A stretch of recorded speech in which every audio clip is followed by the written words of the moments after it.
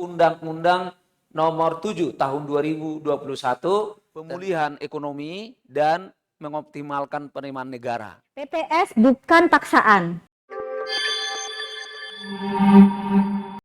Halo Sobat Pembelajar, jumpa lagi nih di acara kita semua ya.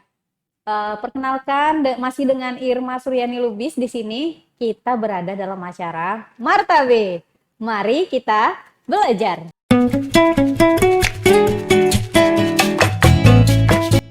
Nah, Martabe edisi kedua pada kali ini istimewa sekali ya, pastinya sangat spesial karena kita kedatangan tamu teman-teman dari Kantor Pelayanan Pajak Pratama Lubuk Pakam. Yang membuatnya lebih istimewa lagi tentu saja dengan kedatangan Kepala Kantor Pelayanan Pajak Pratama Lubuk Pakam, Pak Womsiter Sinaga. Halo Bapak, sehat ya Pak ya?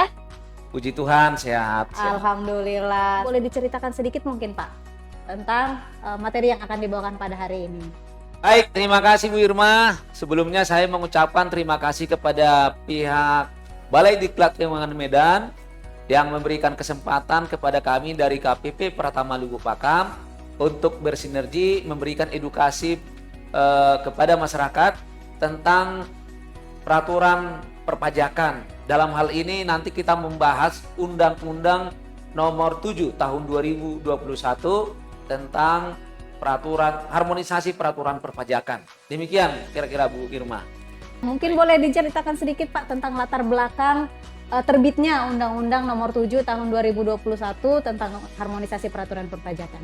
Baik Bu Irma, saya perlu jelaskan dulu tentang Undang-Undang Nomor 7 Tahun 2021 tentang harmonisasi peraturan perpajakan.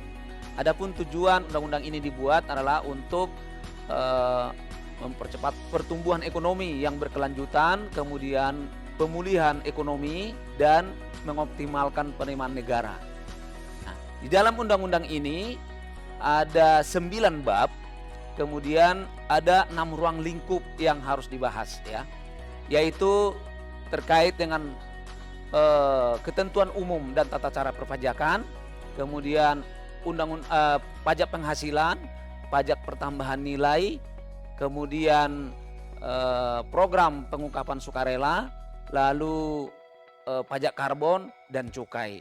Nah, pada kali ini kami dari KPP Pratama Lubuk Pakam akan membawakan materi program pengungkapan sukarela, di mana kepada masyarakat atau wajib pajak yang selama ini belum melaporkan harta kekayaan yang diperoleh sejak 1 Januari 1985 sampai dengan 31 Desember 2015, dan yang kedua tahun 2016 sampai dengan tahun 2020 yang belum dilaporkan dalam SPT.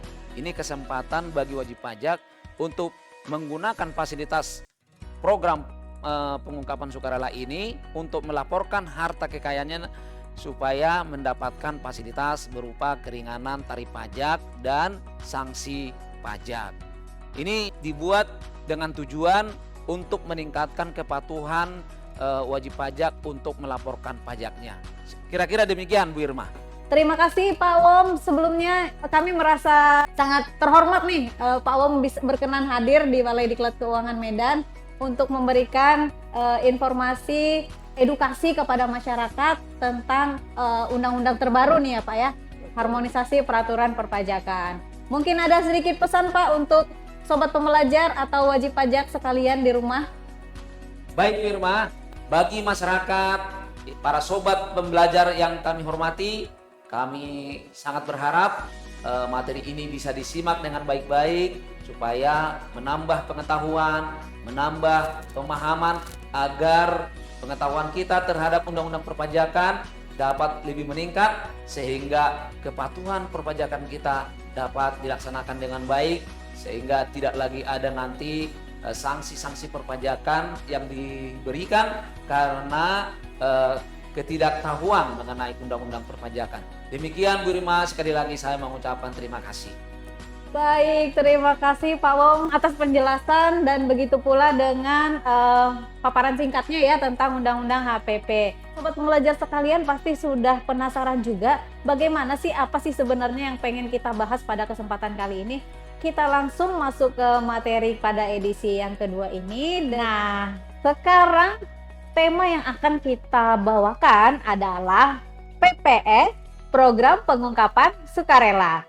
Masih dengan penyuluh perpajakan yang sangat istimewa nih, cantik jelita tentu saja. Ada Ibu Pipin Pandu Wicara Putri. Halo Bu Pipin. Halo Mbak Irma. Apa kabar nih Bu Pipin? Baik, alhamdulillah baik. Banyak yang beranggapan PPS itu teks amnesti jilid 2 gitu Bu. Mungkin boleh dijelaskan sedikit nih Bu tentang PPS. Baik, terima kasih Mbak Irma atas kesempatannya. Nah, di kesempatan kali ini saya menyapa dulu ya. Ini sobat pembelajar ya, Sobat namanya pembelajar. ya. Biasanya kalau di pajak itu kawan pajak gitu ya. Jadi Assalamualaikum warahmatullahi wabarakatuh kepada sobat pembelajar semua. Nah, ini terkait PPS ya. Nah, tidak lama berselang itu sudah pemerintah mengeluarkan program yang bernama Program Pengungkapan Sukarela. Tentunya banyak di masyarakat itu beranggapan bahwa oh ini teks amnesti jilid 2 gitu ya. Nah, sebenarnya ada persamaan, ada perbedaan. Tapi yang jelas kalau dari Direktorat Jenderal Pajak, PPS ini bukan teks amnesti jilid 2 apalagi ya. Jadi apa sih ininya, perbedaannya atau sama-samanya sama-sama apa gitu ya? Yang jelas yang pertama itu yang sama itu subjek ya. Subjeknya itu ada WP orang pribadi dan WP badan. Nah, tetapi perbedaannya ada di mana? Banyak. Ada di tarifnya berbeda, waktunya ya, durasinya berbeda, kemudian caranya juga berbeda. Gitu Mbak Irma. Baik, yang penasaran berarti PPS itu bukan teks amnesti jilid 2 gitu ya Bu Pipin ya. Nah, Betul. kita juga penasaran nih sebenarnya apa sih Bu latar belakang yang diterbitkannya Program Pengungkapan Sukarela nih? Iya. Mungkin boleh dijelaskan sedikit Bu. Oke, baik. Jadi latar belakang diadakannya program ini, kenapa sih pemerintah kok melakukan program lagi, mengeluarkan semacam amnesti lagi gitu ya?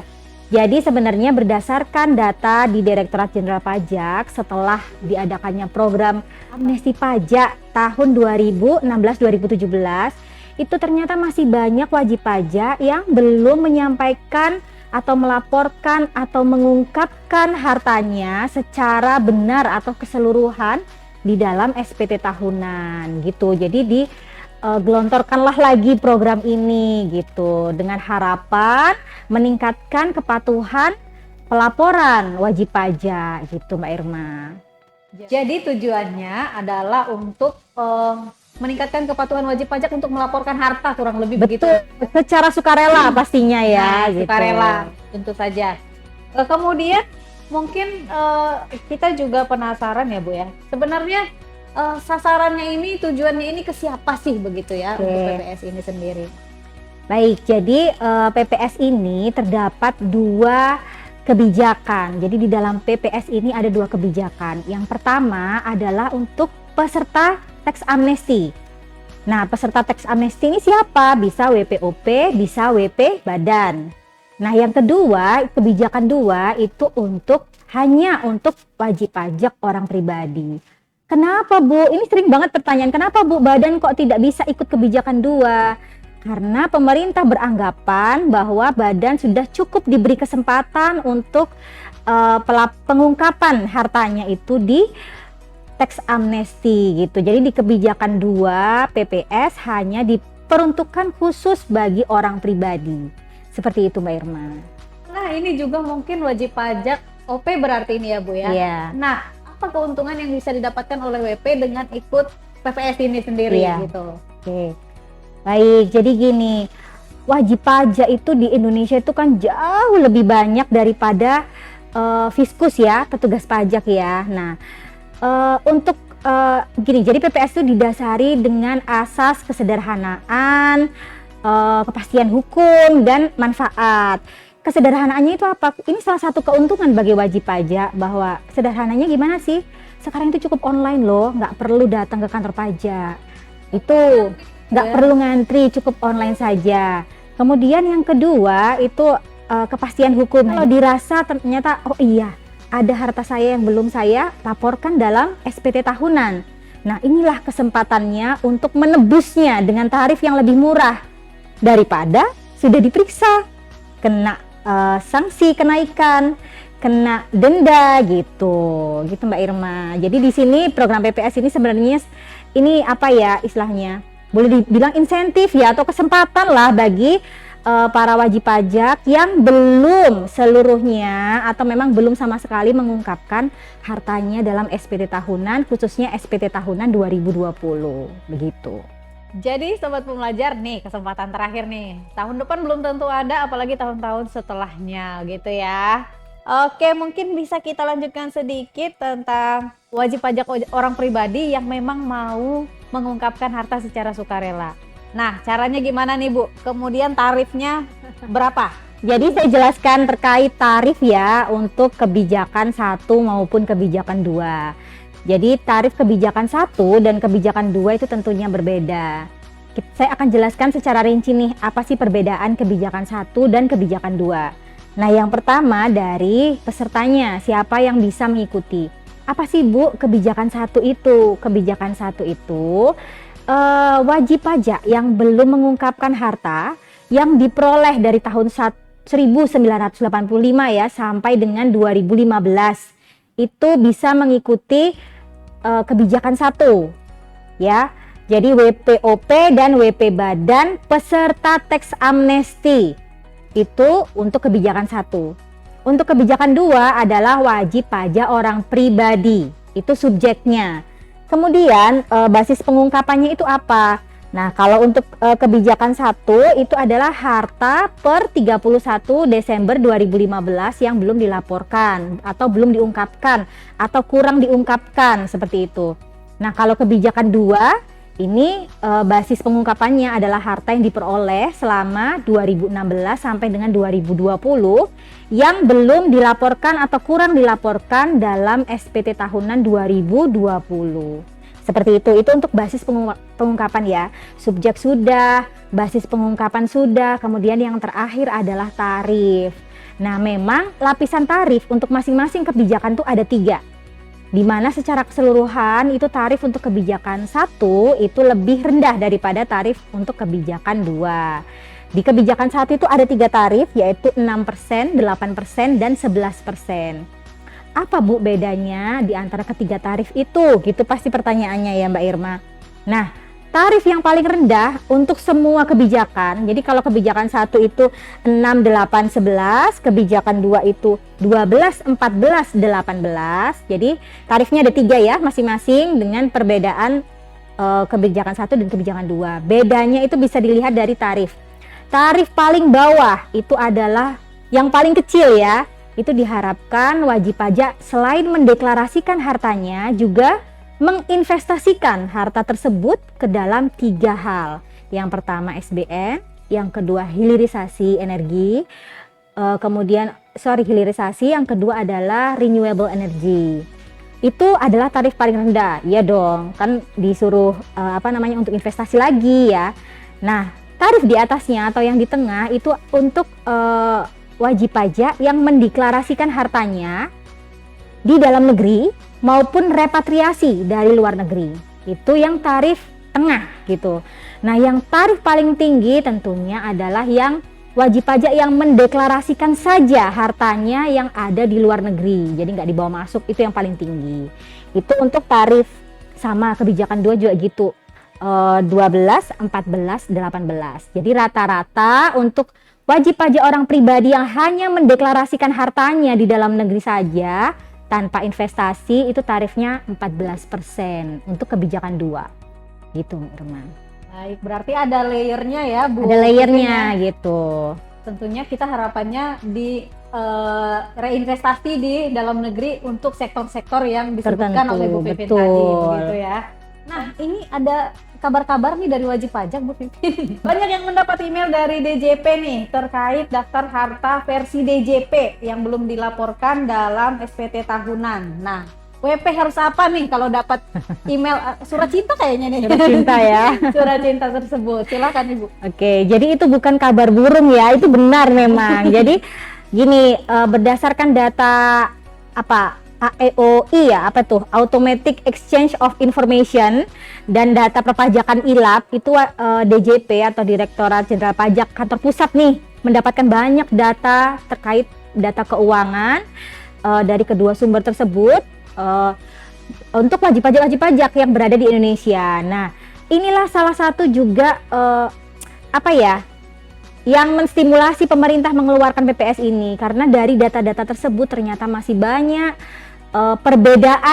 perbedaan antara harta yang diberikan oleh ILAP maupun EIOI dengan SPT yang sudah dilaporkan oleh wajib pajak. Nah, dari situlah diramulah sama DJP.